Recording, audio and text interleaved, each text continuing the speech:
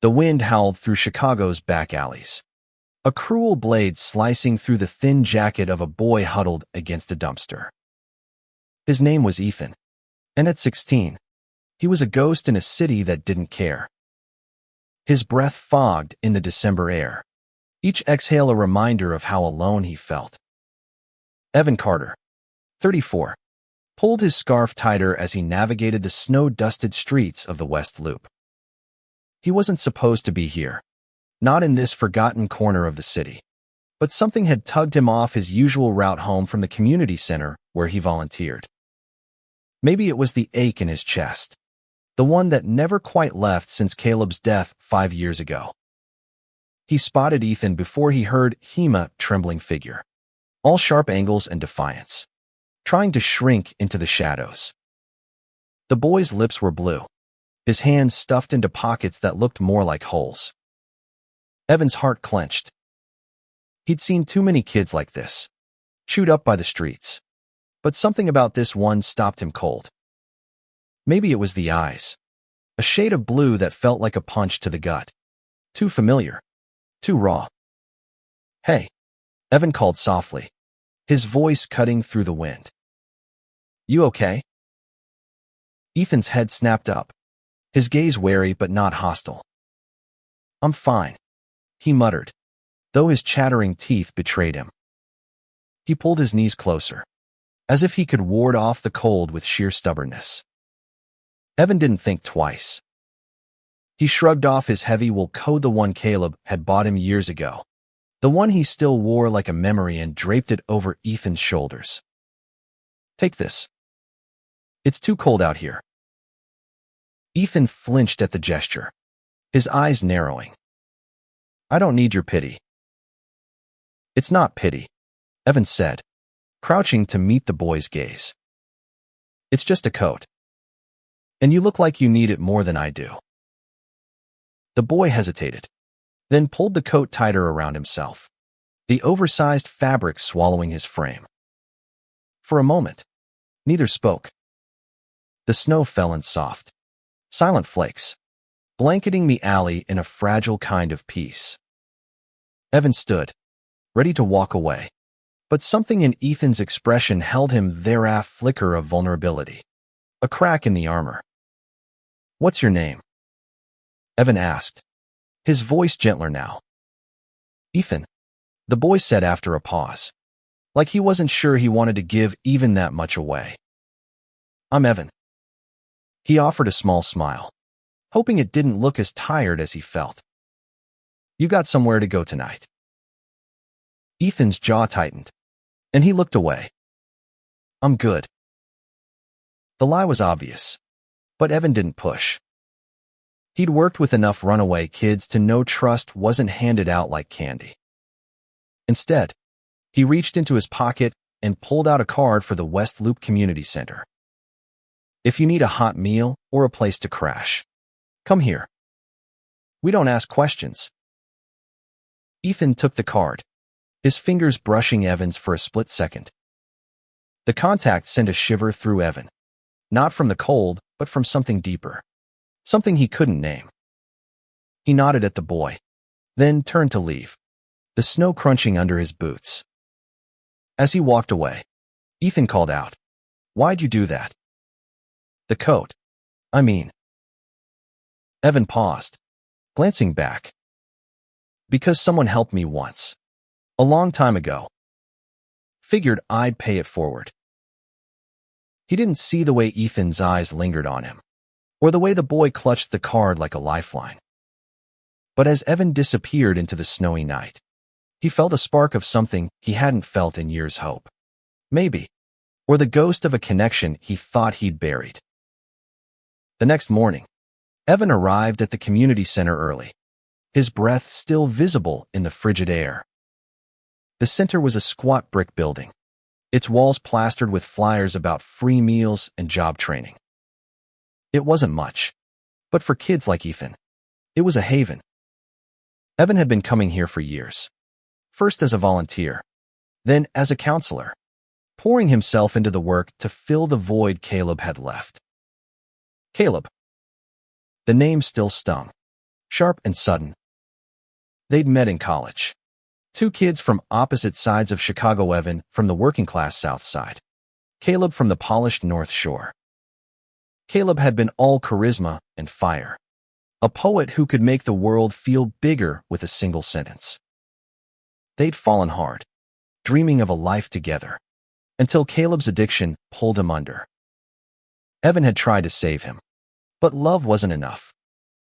Caleb overdosed 5 years ago, leaving Evan with nothing but regrets and a coat he couldn't bear to part with. Now, that coat was on a boy in an alley, and Evan couldn't shake the image of Ethan's face. Those eyes. He'd seen them before, hadn't he?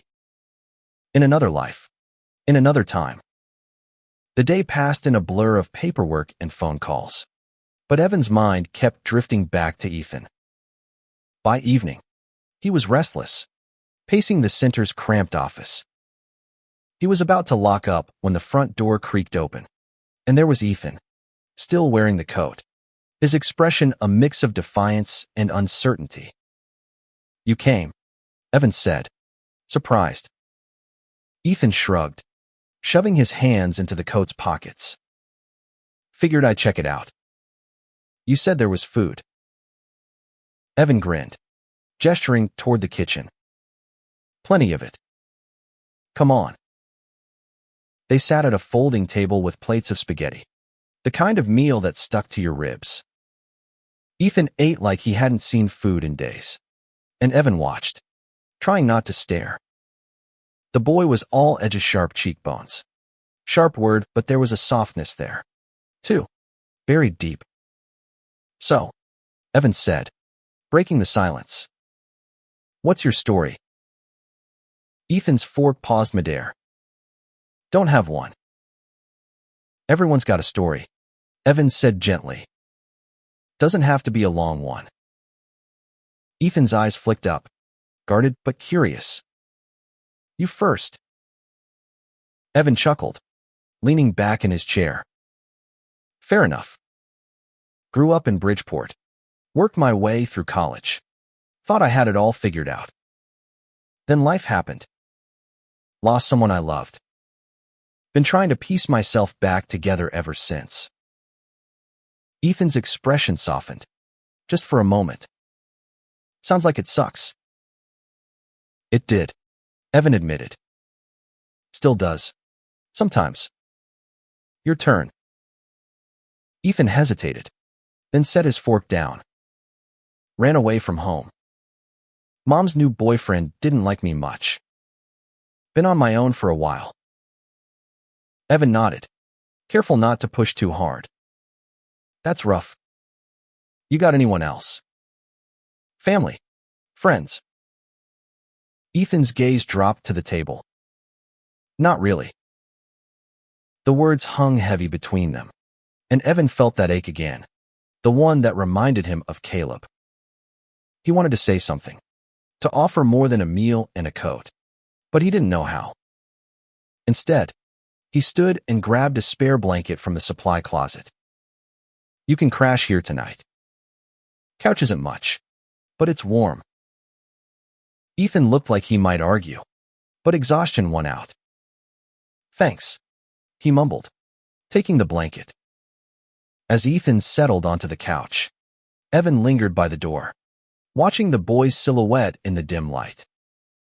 He didn't know why he felt so drawn to this kid, why every glance felt like a memory he couldn't place. But as he locked up and stepped into the snowy night, he couldn't shake the feeling that meeting Ethan wasn't just chance. It was fate. Over the next week, Ethan became a regular at the community center. He'd show up just before dinner, always wearing Evan's coat, his blue eyes scanning the room like he was waiting for someone to tell him to leave. Evan didn't push, but he made sure there was always a plate of food and a quiet corner for Ethan to feel safe. The center was buzzing with holiday preparations, volunteers stringing up Christmas lights, kids decorating paper snowflakes, but Ethan kept his distance, like he was afraid of getting too comfortable. Evan noticed the way he watched the other kids, the ones with families to go home to, with a mix of envy and resignation. It broke Evan's heart, but it also stirred something else. He need to protect this boy, to give him something he'd never had. One evening, as they cleaned up after dinner, Ethan lingered by the sink, scrubbing dishes with a focus that felt like avoidance. Evan leaned against the counter, wiping his hands on a towel. "You're good at that," he said, nodding at the sparkling plates. Ethan snorted. "Yeah, well, I've had practice. Foster homes don't exactly let you slack off." "Foster homes?" Evan asked, keeping his tone light. Ethan's hands stilled in the soapy water. "Yeah. Bounced around a lot after my dad died. Mom wasn't exactly mom material." Evan's chest tightened. "I'm sorry. How old were you when your dad passed?" 11, Ethan said, his voice barely above a whisper. "He was cool, though. Used to read me poetry. Said it was the only way to make sense of the world." Poetry. The word hit Evan like a freight train.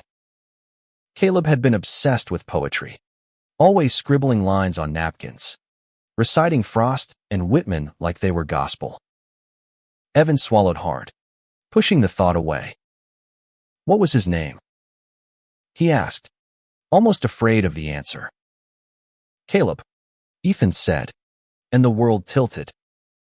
Evan gripped the counter, his knuckles white. "Caleb, what?" "More," Ethan said, glancing at him. "Why? You okay?" Evan's heart pounded so loud he was sure Ethan could hear it. Caleb Moore. His Caleb. The man he'd loved. The man he'd lost. It couldn't be. But those eyes, Ethan's eyes, they were Caleb's, weren't they? The same piercing blue. The same quiet intensity. "I'm fine," Evan lied, forcing a smile. "Just thought I knew someone with that name." Ethan shrugged, turning back to the dishes. "Probably not. My dad wasn't exactly a social butterfly." Evan nodded, but his mind was racing. Caleb had never mentioned a kid. They'd been together for 3 years, and not once had Caleb hinted at a son. But the timeline fit. Ethan was 16, and Caleb had died 5 years ago. If Ethan was 11 when Caleb passed, that meant Caleb had a kid when he and Evan were still together. Why hadn't he said anything? That night, Evan couldn't sleep. He sat at his kitchen table, staring at an old photo of him and Caleb, taken at a pride parade in Boys Town. Caleb's arm was around Evan's shoulders, his grin wide and fearless. Evan traced the curve of Caleb's smile, his throat tight. Had Caleb kept Ethan a secret? Or had he not known about him at all? The next day, Evan dug through old boxes in his closet, searching for anything that might connect Caleb to Ethan. He found letters, ticket stubs, a dog-eared copy of Walt Whitman's Leaves of Grass, but nothing about a child. Frustrated, he went to the community center early, hoping to catch Ethan before the others arrived. Ethan was already there, sitting on the steps outside, the coat pulled tight around him. He looked up as Evan approached, his expression guarded. "You're here early," Ethan said. "So are you," Evan replied, sitting beside him. The cold concrete bit through his jeans, but he didn't care. "Can I ask you something?" Ethan tensed. "Depends." "Your dad, Caleb, did he ever talk about his life before you were born?" "Friends, maybe. Or someone he was with." Ethan's brow furrowed. "Not really. He didn't talk much about the past. Said it was too messy." "Why?" Evan hesitated, then decided to take a chance. "I think I knew him." "Your dad?" "A long time ago." Ethan's eyes widened, just for a moment, before he schooled his expression. Knew him how? We were close, Evan said carefully. Back in college. We lost touch after a while. Ethan studied him, like he was searching for a lie. What was he like back then? Evan smiled, the memories flooding back. He was a dreamer. Always had a notebook full of poems. He dragged me to open mic nights, make me listen to him read. He was fearless, in his own way. Ethan's lips twitched, almost a smile. Yeah, that sounds like him. They sat in silence for a while, the city waking up around them. Evan wanted to ask more, to dig deeper, but he didn't want to scare Ethan off. Instead, he said, "You ever write poetry? Like your dad?" Ethan shook his head. "Nah. I'm not good with words like he was. I draw, though. Sketches, mostly." "Show me sometime," Evan said, and Ethan nodded, a small gesture that felt like a victory. As the days passed, Evan and Ethan grew closer, their conversations shifting from cautious to comfortable. Evan learned that Ethan loved graphic novels, that he'd taught himself to draw by copying comics in the library. Ethan learned that Evan was a terrible cook but made a mean cup of coffee. They didn't talk about Caleb again. Not yet. But the connection was there, a thread pulling them together. But Evan couldn't shake the questions. If Ethan was Caleb's son, why had Caleb never mentioned him? And who was Ethan's mother? The more Evan thought about it, the more he realized he needed answers not just for himself, but for Ethan, who deserved to know his father's story. Evan started digging. He called old friends from college, people who might know something about Caleb's life before Evan. Most of them had lost touch with Caleb years ago, but one name kept coming up: Sarah, a friend from their poetry club who'd stayed close to Caleb after graduation. Evan found her on social media, now a librarian in Evanston, and sent her a message. They met at a coffee shop near Northwestern University, the kind of place where students hunched over laptops and the air smelled of burnt espresso. Sarah looked older than Evan remembered, her hair streaked with gray, but her smile was warm. "Evan Carter," she said, hugging him. "It's been forever." "Thanks for meeting me," Evan said, sliding into the booth across from her. "I need to ask about Caleb." Sarah's smile faded. "I heard about what happened. I'm so sorry." Evan nodded, the familiar ache settling in. "I'm trying to piece something together. Did Caleb ever mention having a kid?" Sarah's eyes widened. "A kid? No, never. But he was private about a lot of things, especially after he started struggling." Evan leaned forward. "Struggling how?" Sarah sighed, stirring her coffee. "After you two broke up, he spiraled. Got into some bad stuff drugs. Mostly. He was seeing someone for a while, a woman named Lisa. They were on and off, but it wasn't serious. At least, I didn't think so." "Lisa," Evan repeated, his mind racing. Could she have been pregnant? Sarah frowned, thinking. Maybe. I mean, it's possible. Caleb was a mess back then, but he never mentioned a kid. If he had one, I don't think he knew. Evan's heart sank. If Caleb hadn't known about Ethan, that explained the secrecy, but it also meant Ethan had grown up without a father who might have loved him, if given the chance. "Do you know where Lisa is now?" he asked. Sarah shook her head. "Last I heard, she moved out west. California, maybe. That was years ago." Evan thanked her and left, his mind a tangle of questions. He needed to talk to Ethan, to find out what the boy knew about his mother. But he didn't want to push too hard. Ethan was already skittish, and trust was fragile.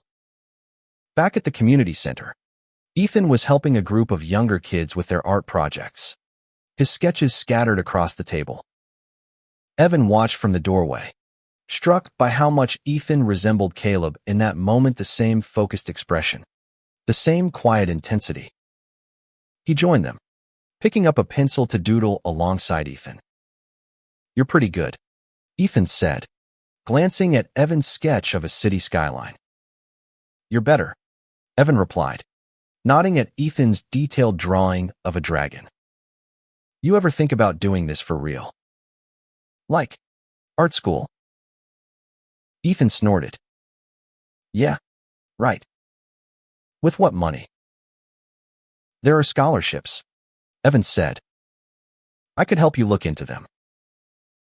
Ethan's eyes flicked up, searching Evan's face. "Why do you care so much?" The question caught Evan off guard. He wanted to say, "Because you're Caleb's son, and I loved him, and maybe I could love you, too." But instead, he said, "Because you deserve a shot. Same as anyone." Ethan didn't reply, but he didn't look away either. It was a start. That night, Evan found a letter tucked inside Caleb's old copy of Leaves of Grass. It was from Lisa, dated a year after their breakup. The words were smudged, but Evan could make out enough. "I'm pregnant. I don't know if you'll ever see this, but I'm keeping him. I hope you're okay, Caleb." Evan's hands shook as he read it. Lisa had known about Ethan, but Caleb hadn't. Or maybe he had, and he'd chosen to keep it from Evan. The revelation hit hard. Evan had spent years blaming himself for not saving Caleb, but now he wondered if Caleb had been carrying secrets too heavy to share. He needed to find Lisa, to understand what had happened. But first, he needed to tell Ethan the truth. The next day, Evan found Ethan at the center, sketching in a quiet corner. He sat down, his heart pounding. "Ethan, I need to tell you something. About your dad." Ethan's pencil stopped moving. "What?" "I knew him. Not just from college. We were together. For 3 years. Ethan's eyes widened, his expression a mix of shock and something else, recognition. "Maybe. You're gay?" "Yeah," Evan said, holding his gaze. "And I loved your dad. More than anything." Ethan looked down at his sketch, his fingers tightening around the pencil. "He never told me about you." "I don't think he told me about you either," Evan said softly. "But I think you're his son. And I want to help you figure out what that means." Ethan didn't speak for a long time. When he finally looked up, his eyes were wet. "Why didn't he want me?" Evan's throat closed. He reached out, resting a hand on Ethan's shoulder. "I don't think it was about wanting you. I think he didn't know how to be what you needed. But I'm here now. And I'm not going anywhere." The revelation changed everything. Ethan didn't run, but he didn't open up either. He kept coming to the center, but there was a new wariness in his eyes, like he was waiting for Evan to let him down. Evan understood. Trust was hard when the world had already broken you. Evan threw himself into finding Lisa. He tracked down old records, called shelters, even reached out to social services. It took weeks, but he finally found her phone number for a Lisa Thompson in Oakland, California. When he called, her voice was tired but kind. "Evan," she said, after he explained who he was. "Caleb talked about you sometimes. Said you were the best thing that ever happened to him." Evan's chest ached. "Why didn't he tell me about Ethan?" Lisa sighed. "He didn't know? Not at first. I found out I was pregnant after we split. I tried to tell him, but he was lost. By the time Ethan was born, Caleb was in too deep with his demons. I raised Ethan on my own until I couldn't anymore. Why didn't you reach out? Evan asked, his voice thick. I didn't know how, Lisa admitted. And I didn't think you'd want to deal with a kid who wasn't yours. He's Caleb's, Evan said. That's enough for me. Lisa agreed to meet, but only if Ethan wanted to. Evan hung up, his heart heavy but hopeful.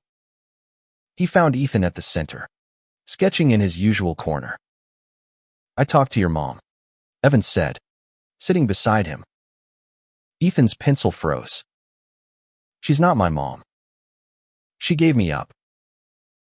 She wants to see you, Evan said gently. If you're ready. Ethan's jaw tightened, but he didn't say no.